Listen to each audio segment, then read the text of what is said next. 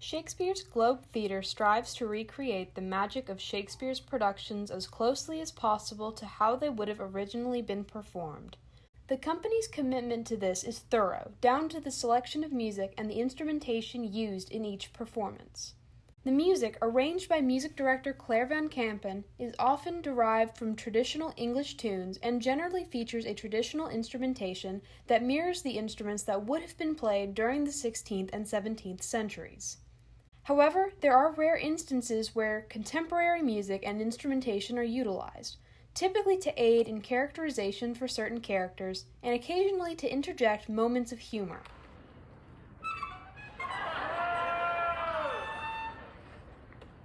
So that's no mobile phones, and no photography either.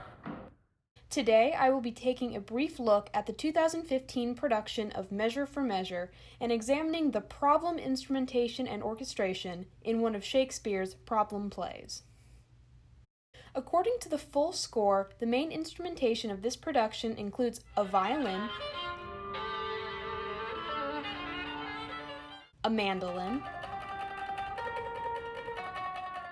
a santur, a sackbut, and a double bass.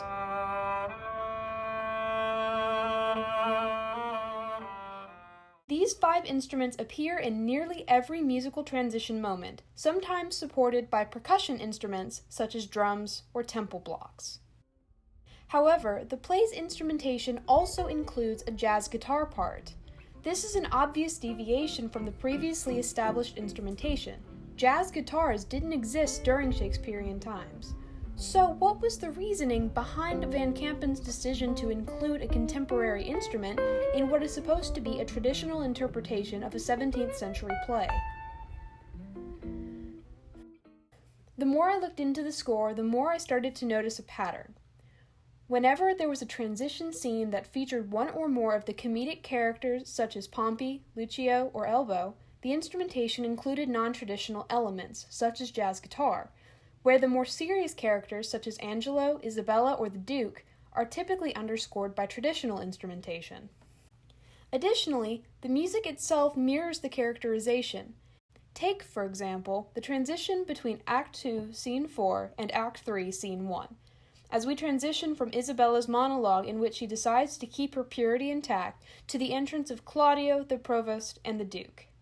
Here, the music begins with a violin solo under Isabella's speech and transitions into a pensive traditional-style quintet. I'll tell him yet of Angelo's request, and fit his mind to death, for his soul's rest.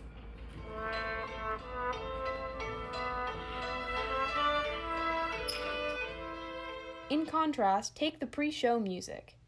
The instruments are playing loudly and in a raucous manner, reflecting the characters who are considered to be less savory as they mill about and interact with the audience.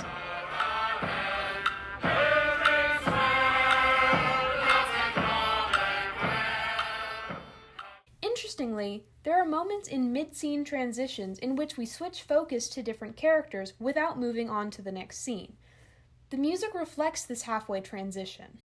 Here, we maintain the typical instrumentation for the serious characters as they exit. But one instrument, the mandolin, has been given a note to play off-beat, while the sackbut has been given the direction raunchy. This gives the music a chaotic sound, thereby incorporating the characteristics of both sets of characters without changing the instrumentation. Oh, look, yes, Signor Claudio, led by the Provost to prison. And Madame Juliet. Excuse me, please. This is a boarding house and we'll be packed up, please. Back up! I do not want you to get your hands infected, please. In many ways, the music in Measure for Measure has been orchestrated in a manner that furthers the audience's understanding of the different plot lines and characters in the show. It has been intelligently written, using barely perceptible changes in the instrumentation and style of the music to lead the audience through the story while still maintaining an air of historical accuracy. In this production, the Globe leans heavily on the influences of traditional Victorian-era music, but still uses touches of the contemporary to bring Shakespeare to a modern audience.